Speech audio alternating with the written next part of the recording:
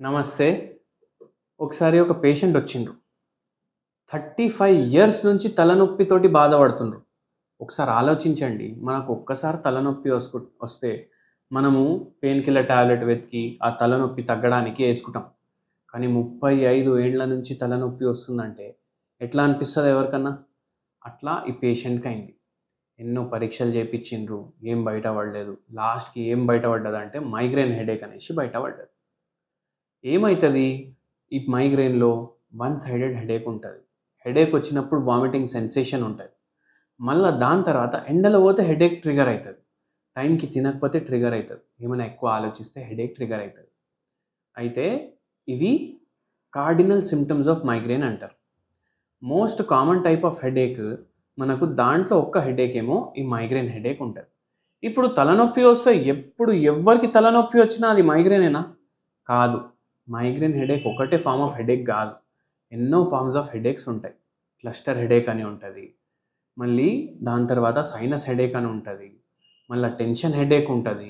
Stress headache ఉంటది.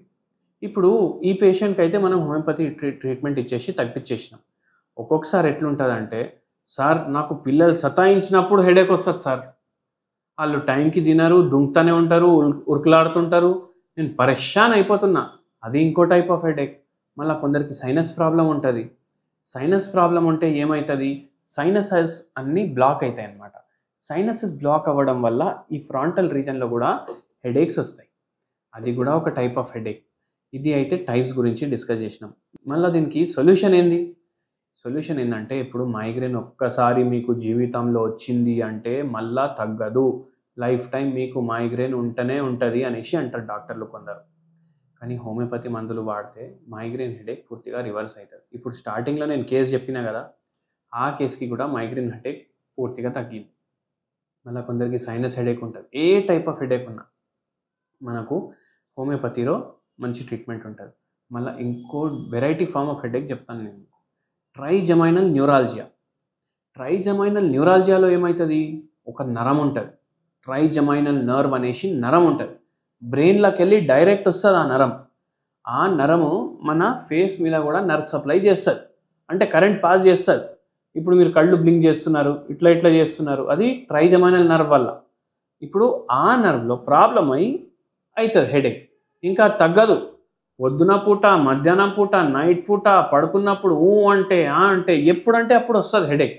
భరించలేని headache ఉంటది. దానికి మళ్ళా ట్రీట్మెంట్ లేదు.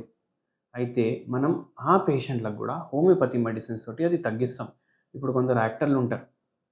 ఆ! పెద్ద పెద్ద యాక్టర్లుంటారు. వాళ్ళేం జేస్తారు? హెయిర్ ట్రాన్స్‌ప్లాంట్‌లు చేపించుకుంటారు.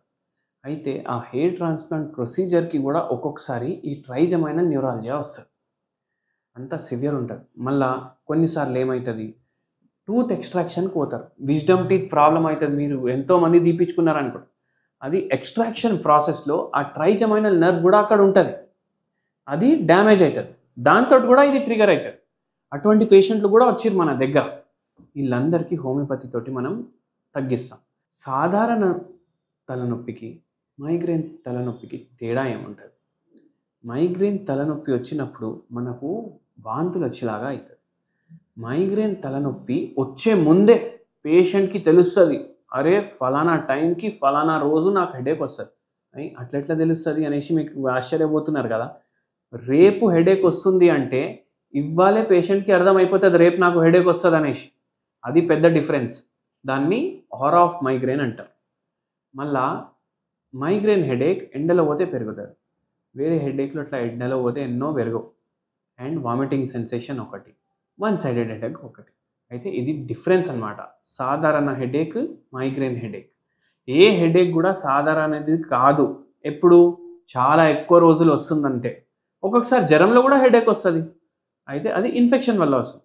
కానీ మీ హెడేక్ నెల కన్నా ఎక్కువ ఉందంటే మీరు దాని గురించి ఆలోచించాలి. దానికి సరైన ట్రీట్మెంట్ తీసుకోవాలి. డాక్టర్ దగ్గర విజిట్ జేయాలి. ఇప్పుడు చాలామంది ఏం జేస్తారు? జెండు బాంలు, టైగర్ బాంలు, ఆ బాము, ఈ బాము వాడతారు. అది వాడడం వల్ల ఏమైతదంటే ఆ బామ్‌లో ఓన్లీ మందు ఉండదు. అది వాక్స్ ఉంటది, కెమికల్లుంటాయి. అది మీరు చర్మానికి అప్లై జేస్తారు.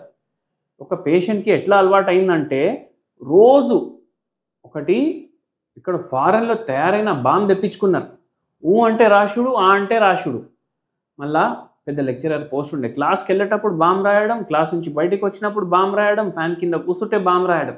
అట్లా చేసి చేసి ఏమైపోయింది, ఆ స్కిన్ పాడవుడు స్టార్ట్ అయిపోయింది. ఇంకోటి వెరీ ఇంపార్టెంట్ పాయింట్, ఈ పేషెంట్లో మనం ఏం తీసుకున్నామంటే ఫ్యాన్ కింద కూర్చుంటే హెడేక్ పెరుగుతుంది. అది ఒక సిమ్టమ్ లాగా తీసుకుంటాం. అందరికీ ఫ్యాన్ కింద కూర్చుంటే హెడేక్ పెరగదు. హోమియోపతి అట్లనే చేస్తాం మనం. ఒక పెక్యులియర్ సిమ్టమ్ తీసుకుంటాం. ఇప్పుడు ఫ్యాన్ కింద కూర్చుంటే హెడేక్ రావడం, పడుకొని నిద్రలో కలలు వచ్చినప్పుడు హెడేక్ రావడం. ఇది ఎప్పుడైనా విన్నారా మీరు? వినలేదు. అట్లా కూడా తీసుకుంటాం సిమ్టమ్. అట్లా తీసుకోవడం వల్ల మనకు నివారణ పర్మనెంట్ ఉంటుంది హోమియోపతిలో. ఇప్పుడు ఒక మంచి హోమ్ రెమెడీ చెప్తాను. ఆవు నెయ్యి కొద్దిగా తీసుకోండి. ఆవు నెయ్యి తీసుకొని దాంట్లో భీమసేని కర్పూరం వేయండి, పౌడర్. అది మంచిగా మిక్స్ చేసుకోండి. మిక్స్ చేసుకొని ఏం చేయండి అంటే, ఇట్లా ఫింగర్కి ఉంది కదా, అది జస్ట్ ఇట్లా నోస్ టిప్స్లో ఇక్కడ ఇక్కడ పెట్టేసి వదిలేసేయండి. మీకు కొద్దిసేపులో హెడేక్లో మంచి రిలీఫ్ ఉంటుంది.